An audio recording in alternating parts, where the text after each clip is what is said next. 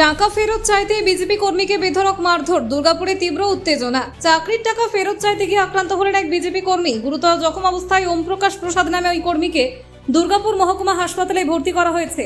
দাদাকে বাঁচাতে গিয়ে আক্রান্ত হন তার ভাইও, তাকেও একই হাসপাতালে ভর্তি করা হয়েছে।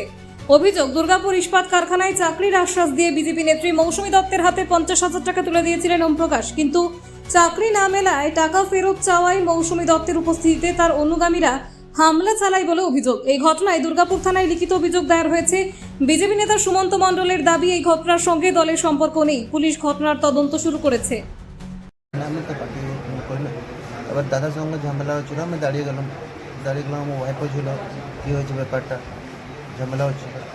তো ওই করে ওদের থেকে পানকো ছিল, একজন বাচ্চা ছিল, দিয়ে আসলো, দাদাকে মারতে লাগে। দিয়ে আমি ছাড়াতে গিয়েছি, ছাড়াতে গিয়ে আমাকে জোরে ঠেলে দিয়েছি। কেন মারছিল কেন? ওদের নিয়ে কিছু ঝামেলা হচ্ছিল। ডিএসপির জন্য টাকা দিয়েছিল? হ্যাঁ, ওই নিয়ে কিছু হচ্ছিলো, আমি জানি না সেটা। আমি আসছিল, ওই দাদাকে দেখে দাঁড়িয়ে গেছি, ঝামেলা হচ্ছিল বলে। আমি মারামারি স্টার্ট হয়ে গেছি, আমি ছাড়াতে গেছি, আমাকে ধাক্কা ফেলে ছেড়ে দিয়েছি, আমার হাত পুরো ফ্র্যাকচার হয়ে গেছে। কী নাম আপনার? আমার প্রেম প্রকাশ করছে। বলছি, ঠিক কী হয়েছিল? আজকে ভোটের দুদিন পর 6 তারিখে মৌসুমী দত্ত আমার কাছে 50,000 টাকা নিয়েছিল। কে নিয়েছিল? মৌসুমী দত্ত। তার আগে আমাকে ভোটে অনেকদিন পোস্টার মারা করিয়েছে। ভোটের ক্যাম্পের দিন আমাকে বসিয়েছে, বলেছে তোকে প্ল্যান্টে একটা বড় দায়িত্ব করে দেবো, টাকাটা দে, এখন কাজ আছে, আবার তোকে দেবো। কোন দলে আছে? উনি বিজেপি করেন। আর আপনি?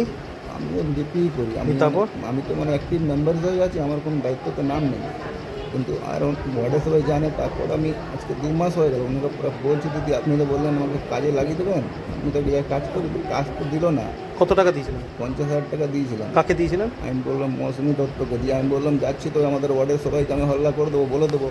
যখনই আমি এদেরকে ডেকে ওখানে বলতে যাচ্ছি, তার আগে ওরা দুমদাম করে মারতে শুরু করে দেয়। ঠিক আছে, যখন কথাটা হয়, তারপরে পান্টু, বাচ্চু, এরা পুরো মদ খেয়েছিল। ঠিক আছে, মৌসুমি গায়ে উঠে যাচ্ছে, আমি বলছি বৌদি তুমি সরে যাও। ওদের সাথে আমি মারতে যাচ্ছি, তখন মারতে দিচ্ছে না, দুমদাম করে আমার হাতটা ভেঙে দিল।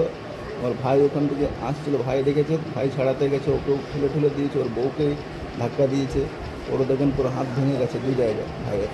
মানে টাকা ফেরত চাইতে গিয়ে ঝামেলা? টাকা ফেরত চাইতে গিয়ে আমি বললাম কি, আমি ওয়ার্ডে যারা দায়িত্ব আছে সবাইকে আমি বলে দিচ্ছি, তুমি টাকা নিয়ে আমরা এটা দিচ্ছ না, প্লাস ওটা নিয়ে মানে দাবাবার জন্য আমাকে ভাবছে তুই এখান থেকে থাকতে দেবো না। নেক্সট কাউন্সিলর আমি আছি, তুই দোগলার বাচ্চা আছি, তরুণ করে পুরো ওখানে সবাইকে বলছে।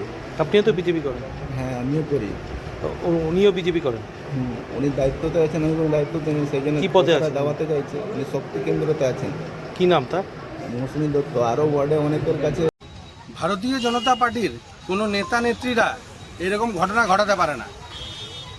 পুলিশ নিজের কাজ নিজে করবে এবং সঠিক কাজ করবে, কিন্তু যদি তদন্ত করে দেখা যায়, দেখবেন 4 তারিখের পরে যারা এসছে তারাই এই সব কাজ করে বেড়াচ্ছে এবং বিভিন্নভাবে বদনাম করার দলকে চেষ্টা করছে। কিন্তু আমরা পরিষ্কারভাবে প্রশাসনকে জানাবো যে আপনারা সঠিক তদন্ত করে আসল সত্যটা বার করুন।